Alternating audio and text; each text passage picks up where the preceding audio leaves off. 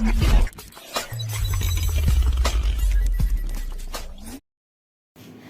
Friends, welcome to my channel 360 degree जी ज्ञान।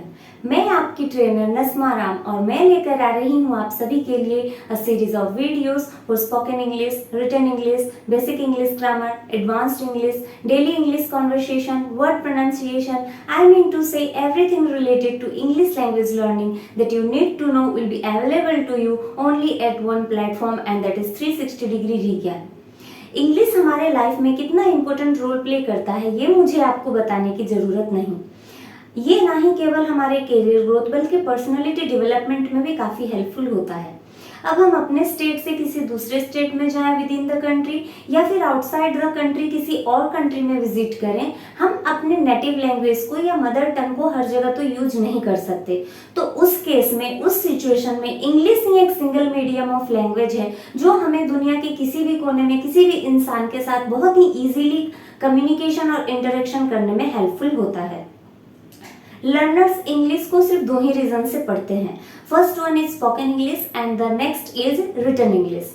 Spoken English हम पढ़ते हैं ताकि हम बहुत ही क्लियरली, फ्लुएंटली, कॉन्फिडेंटली इंग्लिश को स्पीक कर पाएं, और हम रिटन इंग्लिश पढ़ते हैं ताकि हम सारे ग्रामेटिकल कॉन्सेप्ट्स को क्लियरली अंडरस्टैंड कर पाएं और हमारे जो भी एग्जाम्स हैं, जो भी कंपटीशंस वगैरह हैं, उनको हम क्लियर कर पाएं।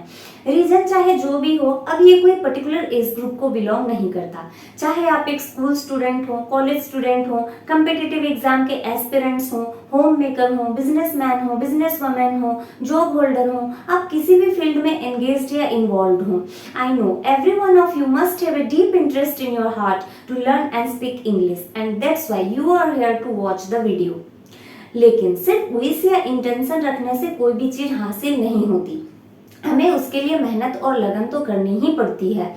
अब उसके लिए हमें चाहिए कि कॉन्फिडेंस, कि मैं भी इंग्लिश बोल सकती हूँ या बोल सकता हूँ, और उसके साथ साथ उसको एक डेली रूटीन में इंक्लूड करना, हैबिट में इंक्लूड करना, वो भी हमें बहुत ज़्यादा ज़रूरी है। हमें डिटरमाइंड होना होगा कि कैसा भी सिचुएशन हो, हमें अपने डेली लाइफ में इंग्लिश को अगर हमें स्पीक करना है या हमें उसके ग्रामेटिकल कॉन्सेप्ट सीखने हैं तो हमें उसके डेली यूज में ही हम उसको इंक्लूड करके हम बहुत ही ईजिली उसको सीख सकते हैं।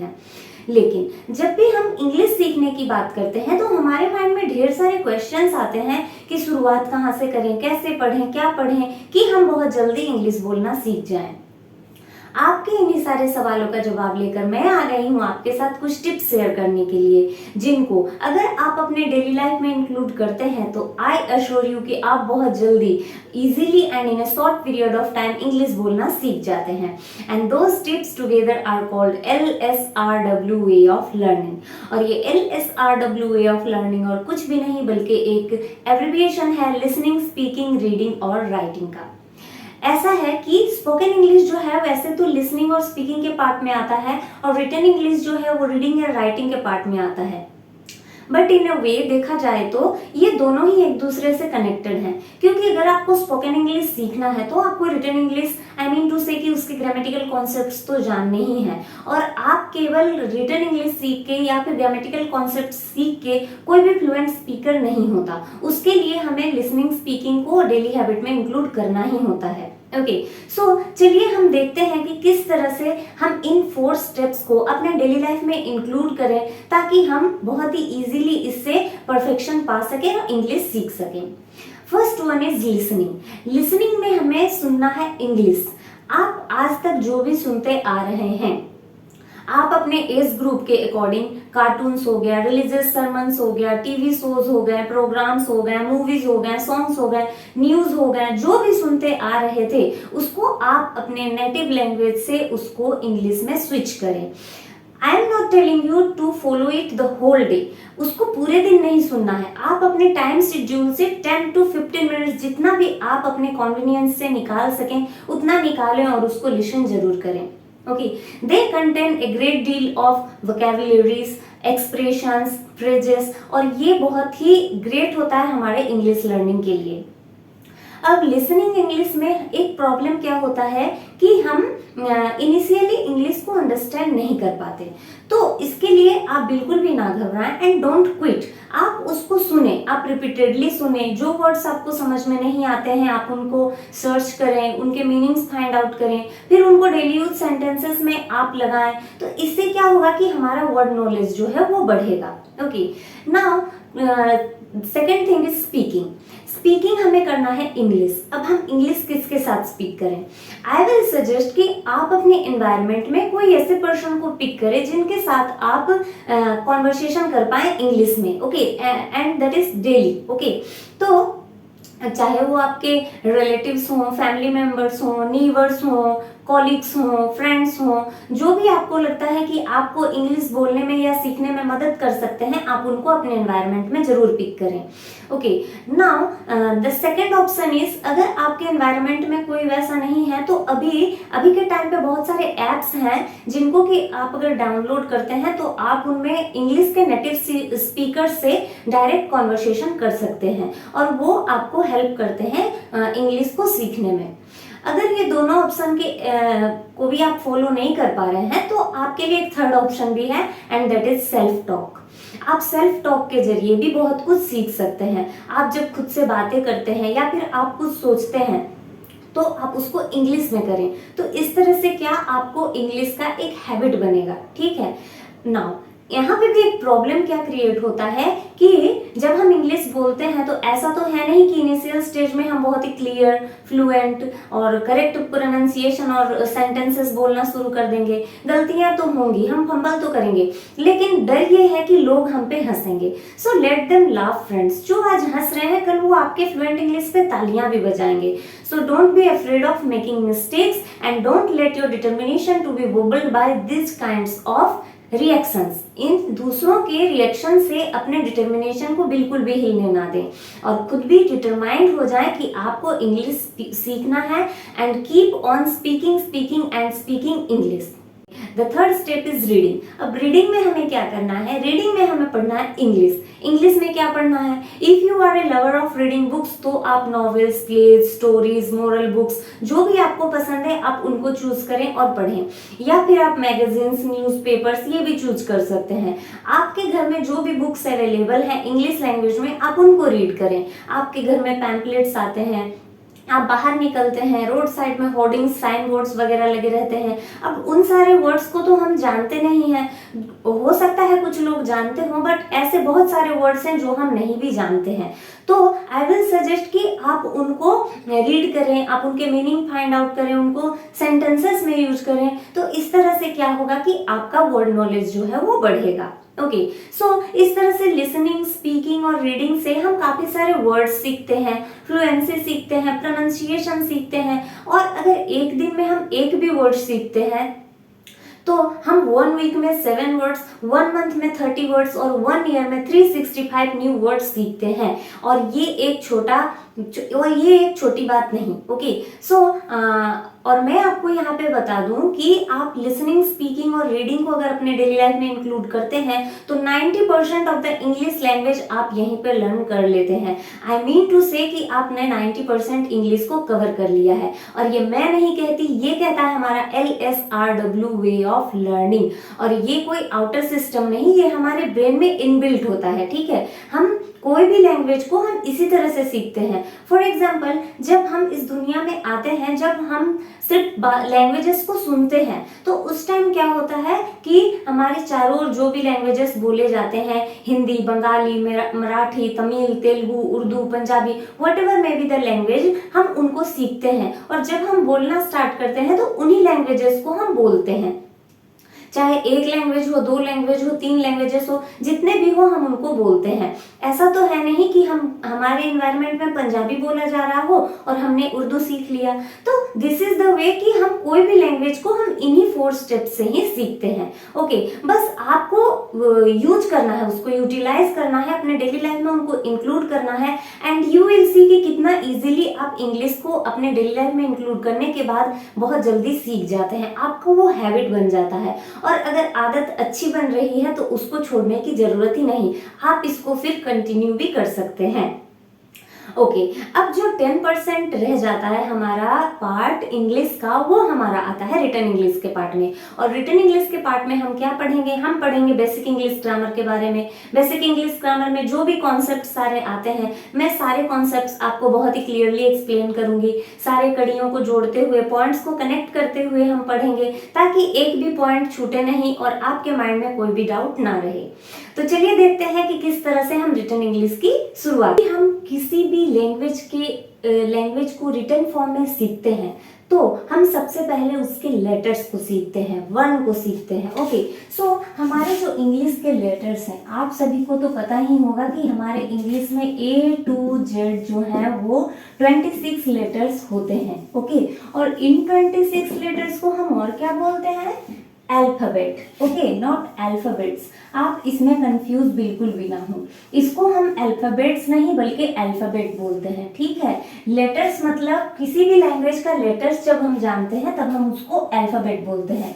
लेकिन जब आप अल्फाबेट्स बोलते हैं ना, तो उसका मीनिंग कंप्लीटली चेंज होता है। ठीक है, अल्फाबेट्स का मतलब होता है लैंग्वेजेस। ठीक है, जैसे कि आपने कह दिया कि मुझे I know many languages, मुझे बहुत सारी भाषाएं आती हैं। Then you can use I know many alphabets. That time it will mean कि आपको बहुत सारे languages आते हैं। But when I will say I know English alphabet, that means कि मुझे English के 26 letters के बारे में पता है। When I will say I know Hindi alphabet, that means कि हिंदी के आपको 44 letters के बारे में आपको पता है। Okay, so this was a basic knowledge जो कि मुझे शेयर नहीं करना चाहिए था, वैसे बताना नहीं चाहिए था, बट ऐसा जो भी नॉलेज मैं जानती हूँ मैं आपको शेयर कर सकूंगी, आपको करेक्ट करने के लिए मैं वो जरूर शेयर करूंगी। Okay, now come to this letters. अब इन्हीं 26 लेटर्स का इंग्लिश में सारा फंडा है, क्योंकि इन्हीं 26 लेटर से हमारे इंग्लिश में ढेर सारे वर्ड्स बने हैं, दोज आर इन्यूमरेबल। और भले ही हम उनको सारों को अपने मेमोरी में फीड ना कर पाए, लेकिन हम अगर रीडिंग, लिसनिंग, स्पीकिंग को अपने डेली लाइफ में इंक्लूड करते हैं ना, तो हम मैक्सिमम नंबर ऑफ वर्ड्स को अपने ब्रेन में प्ले करते हुए हम बहुत आसानी से वर्ड नॉलेज लेते हैं। ओके, सो इसी वर्ड्स से फिर क्या बनते हैं, फ्रेजेस बनते हैं, क्लोजेस बनते हैं। ठीक है, फ्रेजेस से बनते हैं, क्लोजेस भी बनते हैं, ये दोनों अलग अलग हैं, इनको मैं एक्सप्लेन करूंगी। और फिर बनते हैं सेंटेंसेस। ओके, और यही सेंटेंसेस ही वो पार्ट है इंग्लिश का जो कि कॉन्वर्सेशन में भी होता है, स्पीच में होता है, आर्ग्यूमेंट में होता है, डिबेट में होता है, पैराग्राफ राइटिंग में होता है, एसे में होता है, लेटर राइटिंग में होता है। आई मीन टू से कि स्पोकन इंग्लिश से स्टार्ट करके रिटन इंग्लिश तक जो भी फॉर्म्स हैं, ये सारे सेंटेंसेस के ही फंडे हैं। भले ही आपको वर्ड नॉलेज या वोकेबुलरीज का नॉलेज रहना जरूरी है, लेकिन आपको एक सेंटेंस फॉर्मेशन भी आना चाहिए। ओके, सो चलिए हम एक सेंटेंस का एग्जांपल लेके देखते हैं कि हम एक सेंटेंस को तोड़ मरोड़ के देखते हैं कि हम एक सेंटेंस को किस तरह से फॉर्म करेंगे। हमें क्या क्या पढ़ना होगा कि हम एक सेंटेंस को अच्छी तरह से फॉर्म करना सीख जाएं। सो let me give you an example, जिसमें कि मैंने लिखा रवि प्लेज फुटबॉल। ओके, मैंने यहाँ पे लिखा रवि प्लेज फुटबॉल। तो मैंने यहाँ पे क्या किया कि 3 वर्ड्स लिए। ठीक है, ये वर्ड्स ही तो है एक एक। ओके, शब्द बोलते हैं जिनको हिंदी में। तो ये रवि प्लेज फुटबॉल, ये जो 3 वर्ड्स हैं, इन्होंने मिलके एक सेंटेंस फॉर्म किया। ठीक है, तो सेंटेंस जब हम फॉर्म करते हैं ना, तब हम एक रूल फॉलो करते हैं। ठीक है, और उस रूल को हम क्या कहते हैं, हम सिंटेक्स कहते हैं।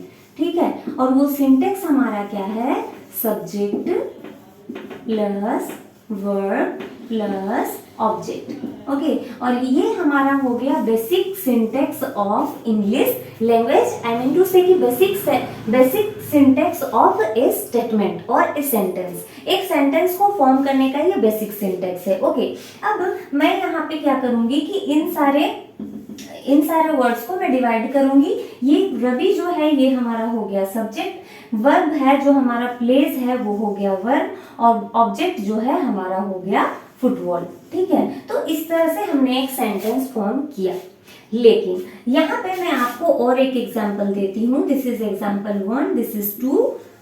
I will write here birds fly. Okay, मैंने यहाँ पे लिख दिया बर्ड्स फ्लाई। अब ये तो 2 वर्ड्स हैं, इसमें सब्जेक्ट है, वर्ब है और ऑब्जेक्ट है। इनमें से क्या है, so let me tell you कि ये वर्ड्स जो है ये एक सब्जेक्ट है और ये एक जो फ्लाई है ये एक वर्ब है। ओके, सो इट मीन्स कि हम सब्जेक्ट और वर्ब से भी, ओनली सब्जेक्ट और वर्ब से भी हम एक सेंटेंस फॉर्म कर सकते हैं। Now come to the third sentence. अब मैं आपको और एक सेंटेंस लिख के बताती हूँ। ये मैंने लिख दिया गो आउट, ओके, और ये मैंने सिर्फ एक वर्ब लिखा है, इसको हम फ्रेजल वर्ब बोलते हैं। ओके, हम इसको फ्रेजल वर्ब बोलते हैं। फ्रेजल वर्ब के बारे में भी मैं आपको एक्सप्लेन करूंगी। तो ये एक वर्ब है, तो मैंने बताया कि एक वर्ब को लेके भी हम एक स्टेटमेंट को या फिर सेंटेंस को फॉर्म कर सकते हैं। सो अब ये जो तीन तरह के सेंटेंसेस है ना, ये टाइप्स ऑफ सेंटेंसेस के पार्ट में आते हैं। कोई नेगेटिव सेंटेंस होता है, कोई अफर्मेटिव सेंटेंस होता है, कोई क्वेश्चन वाला सेंटेंस होता है जिनको हम इंटरोगेटिव सेंटेंस बोलते हैं, और कुछ होते हैं जो इंपेरेटिव सेंटेंस होते हैं जो कि वर्ब से स्टार्ट होते हैं। ओके, सो मैं यहाँ पे बेसिक इंग्लिश ग्रामर लिख के हमने यहाँ पे पॉइंट आउट करना है कि हमें क्या पढ़ना है हमारे वीडियो सीरीज में सबसे पहले, ताकि हम सेंटेंस को अच्छी तरह से फॉर्म करना सीखें। सो let me right here types of sentences.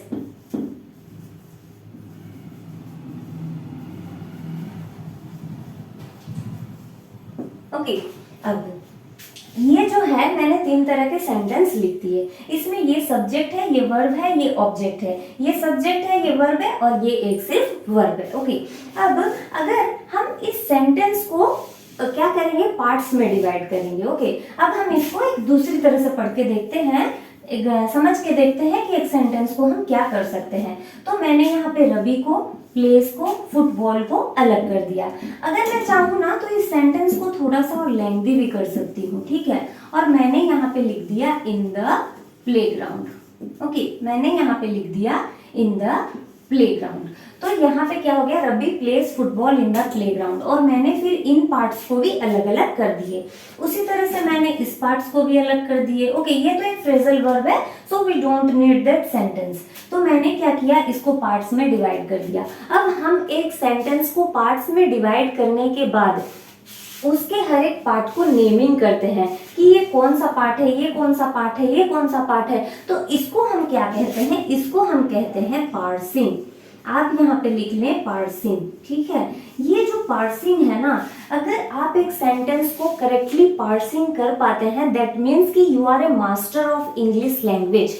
क्योंकि हर एक पार्ट को नेमिंग कर पाना बहुत ही इजी टास्क नहीं है, क्योंकि ये सारे पार्ट्स जो हैं बहुत ही कंफ्यूजिंग होते हैं। और अगर आप इसको एक बार अच्छी तरह से समझ लेते हैं तो आप कभी भी फिर कंफ्यूज नहीं होते हैं। ओके, सो वही सारी बातें मैं आपको बहुत ही क्लियरली एक्सप्लेन करूंगी। Just focus on the black board कि ये रवि है, ये जो रवि है ये एक नाउन है।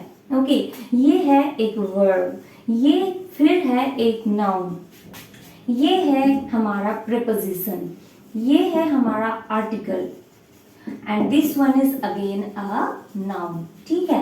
तो इस तरह से हमने देखा कि एक सेंटेंस में है जो बहुत सारे पार्ट्स आते हैं, और वो एक नाउन भी हो सकता है, एक आर्टिकल हो सकता है, एक प्रपोजिशन हो सकता है, एक वर्ब हो सकता है। इस तरह से कितने बड़े बड़े सेंटेंसेस होंगे, उनमें कितने सारे पार्ट्स होंगे। देयर आर जस्ट 8 पार्ट्स, और उनको हम कहते हैं 8 पार्ट्स ऑफ स्पीच। ये इसी के बारे में हम फिर पढ़ेंगे इसमें हमारे बेसिक इंग्लिश ग्रामर के सीरीज में, जिसमें मैं यहाँ पे नोट डाउन कर देती हूँ 8 parts of speech.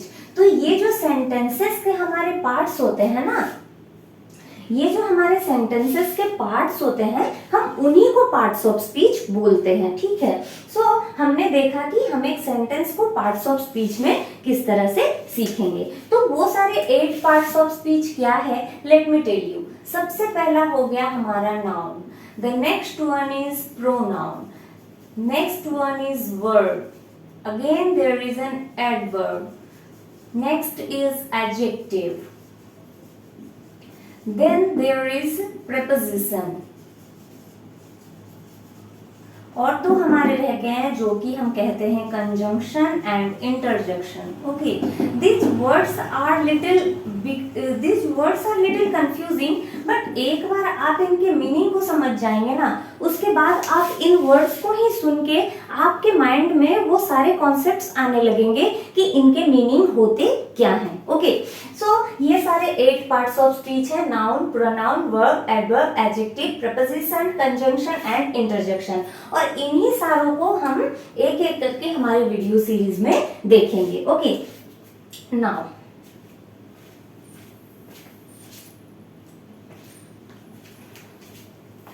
Video series में देखेंगे। अब मैंने जो यहाँ पे नाउन, वर्ब, नाउन लिख दिया, ठीक है, ये यहाँ तक तो ऑब्जेक्ट हो गए। उसके बाद ये जो इन द प्लेग्राउंड है ना, इन द प्लेग्राउंड जो है ये और एक क्या है, ये हमारे हैं फ्रेज, ठीक है, ये हमारे फ्रेज कहलाते हैं। और इसको हम फ्रेज के साथ साथ और क्या बोलेंगे, इसको हम बोलेंगे ऑब्जेक्ट कॉम्प्लीमेंट, ठीक है, ऑब्जेक्ट कॉम्प्लीमेंट। और ये क्यों ऑब्जेक्ट कॉम्प्लीमेंट हुआ मैं आपको अभी बताऊंगी। यहाँ पे मैंने जिस तरह से इसको एक लेंथी सेंटेंस में कन्वर्ट किया, इसको भी अगर मैं एक लेंथी सेंटेंस में कन्वर्ट करूं, birds fly in the sky, तो ये भी एक रॉन्ग सेंटेंस नहीं होगा। तो ये सब्जेक्ट हो गया, वर्ब हो गया, और ये हमारा हो गया इन द स्काई, अलग अलग पार्ट कर दिया। या फिर मैं अगर इनको साथ में बोलूं तो ये भी एक फ्रेज ही है। ओके, ये एक फ्रेज है। जिस तरह से यहाँ पे सब्जेक्ट था, ये वर्ब था, ये ऑब्जेक्ट था, इसको मैंने सबसे पहले आपको ऑब्जेक्ट बताया था, subject plus verb plus object, इसको मैंने सब्जेक्ट और वर्ब बताया था, ठीक है। तो ये subject plus verb plus object है, और फिर ये फ्रेज आता है, तो इसीलिए इसको कहा जाता है ऑब्जेक्ट कॉम्प्लीमेंट। लेकिन क्योंकि यहाँ पे कोई भी ऑब्जेक्ट नहीं है, इसीलिए इसको हम ऑब्जेक्ट कॉम्प्लीमेंट नहीं बोलेंगे, इसको हम बोलते हैं सब्जेक्ट कॉम्प्लीमेंट। ओके, मैं आपको यहाँ पे समझा नहीं रही हूँ, मैं बस यहाँ पे आपको एक जिस्ट दे रही हूँ कि हम क्या क्या पढ़ेंगे। ओके, सो हमें फिर देखना है कि सब्जेक्ट क्या है, ऑब्जेक्ट क्या है, सब्जेक्ट कॉम्प्लीमेंट और ऑब्जेक्ट कॉम्प्लीमेंट क्या है। ऑब्जेक्ट में भी दो तरह के ऑब्जेक्ट होते हैं, एक डायरेक्ट होता है और एक इनडायरेक्ट होता है। तो ये सारे कॉन्सेप्ट जो हैं हम इस तरह से नहीं समझ सकते, इसीलिए मैं इनको अलग से यहाँ पे नोट डाउन कर लेती हूँ, ताकि हम इसको सेपरेटली एक अलग से वीडियो में क्लास में पढ़ेंगे। So subject and object, subject and object complement. Okay, इसको भी हम बहुत क्लियरली समझेंगे। उसके बाद हमारा ये जो वर्ब पार्ट है ना, ये बहुत ही इंपॉर्टेंट रोल प्ले करता है किसी भी सेंटेंस को मीनिंग, किसी भी सेंटेंस के मीनिंग को अंडरस्टैंड करने में। अब हम किसी भी सेंटेंस को 3 ही स्टेजेस में बोलते हैं, या तो पास्ट के बारे में, या तो प्रेजेंट के बारे में, या तो फ्यूचर के बारे में। पास्ट में, पास्ट के जो सेंटेंसेस हैं उनको हम हिंदी में तो बहुत इजीली बोल लेते हैं, लेकिन जब हम उनको इंग्लिश में कन्वर्ट करते हैं तो हमें बहुत सारे कंफ्यूजन्स आते हैं। तो उन्हीं सारे कंफ्यूजन्स को दूर करना है, तो उसके लिए हमें पढ़ना होगा टेंस, ठीक है। तो टेंस जो है ना, this is a very important part of English grammar, और टेंस सीखे बिना हम एक सेंटेंस को फॉर्मेशन नहीं कर सकते, ठीक है। और टेंसेस का नॉलेज रहना जरूरी है, क्योंकि आप जिसके साथ कम्युनिकेट कर रहे हैं, आप उसको एक्सप्लेन कर पाए कि आप कौन से स्टेज के बारे में बोल रहे हैं, आप जो सेंटेंस बोल रहे हैं वो हो चुका है, होने वाला है, या हो रहा है। तो इस तरह से जो है कम्युनिकेशन हमारा बेटर होता है। तो कम्युनिकेशन बेटर करने के लिए, या फिर स्पोकन के लिए बोलिए, रिटन के लिए बोलिए, टेंसेस बहुत ही इंपॉर्टेंट पार्ट प्ले करता है। And tense is not a tension, इसको बहुत जन टेंशन टेंशन बोलते हैं, I have heard, but it is not a tension. अगर आप इसके कॉन्सेप्ट्स को क्लियरली अंडरस्टैंड करेंगे, इवन किसी भी कॉन्सेप्ट को आप क्लियरली अंडरस्टैंड करते हैं, तो आपको फिर बाद में कंफ्यूजन नहीं रहता है। Okay, so these are the tenses. तो इन टेंसेस को सीखेंगे, वर्ब्स के बारे में हम पढ़ेंगे, मेन वर्ब हो गया, हेल्पिंग वर्ब हो गया, इनके बारे में पढ़ेंगे। और इसी तरह से हमने देखा एक सेंटेंस को तोड़ मरोड़ के 2-3 सेंटेंसेस मैंने आपको बताए, ठीक है। उसी से मैंने आपको तोड़ मरोड़ के बताया कि हमें पढ़ना क्या है, कैसे पढ़ना है और कैसे शुरुआत करनी है। आई होप कि आप मेरे ये सारे कॉन्सेप्ट्स को बहुत क्लियरली अंडरस्टैंड कर पा रहे हैं। मैं जब नेक्स्ट वीडियो में आपको मेन कोर्स लेके आऊंगी, तब हम पार्ट्स ऑफ स्पीच का सीरीज ही स्टार्ट करेंगे। ओके, मैं यहाँ पे एक बात बताना भूल गई, हमारा ये जो द है ना, ये एक आर्टिकल के पार्ट में आता है, ठीक ठीक है, आर्टिकल है ये एक। लेकिन आप देख लीजिए यहाँ पे 8 पार्ट्स ऑफ स्पीच में कहीं भी आर्टिकल का नेम नहीं है। लेकिन हमारे ये जो आर्टिकल है ना, कोई टीचर्स हो गया या लर्नर्स हो गया, इसको 9th पार्ट ऑफ स्पीच में काउंट करते हैं, बट हम इसको डिटर्मिनर्स के पार्ट में इंक्लूड करके हम इसको अलग से पढ़ेंगे, क्योंकि ये नाउन के साथ ही यूज होने वाला वर्ड है, इसीलिए हम नाउन के साथ ही डिटर्मिनर्स को पढ़ेंगे। Don't get confused about determiners. मैं जब आपको सेपरेटली एक वीडियो में क्लास लेकर समझाऊंगी तब मैं क्लियरली आपको एक्सप्लेन करूंगी, लेकिन हम नाउन को सबसे पहले क्लियर करेंगे।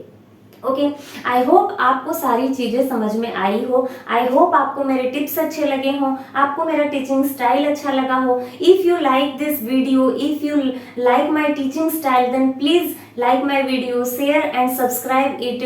Don't forget to press the bell icon. Stay tuned with me for the next video and to watch more videos. Thank you.